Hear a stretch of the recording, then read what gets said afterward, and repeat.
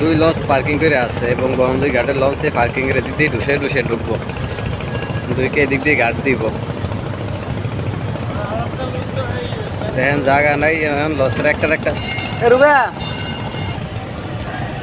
দুই লঞ্চের মাঝখানে দেখেন কতটুকু জায়গা। এই জায়গার মধ্যে এই লঞ্চের এই সামনের দা ঢুকিয়ে দিছে, আস্তে আস্তে ভিতরে যাইতে আছে। ভিতরে এই দেখেন ভিতরের অংশ চলে যাইতে আছে।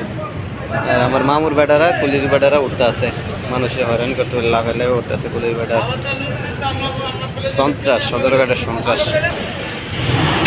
হ্যাঁ দেখেন কি অবস্থা, লঞ্চের একটা গায়ের পর একটা উঠে রয়েছে, ভাঙতে আছে, টুসটাস করে ভাঙতে আছে। আর সামনে দুইটা আস্তে আস্তে ফাঁক হচ্ছে, এইটার চাপে প্রেশারে দুইটা সরতে আছে।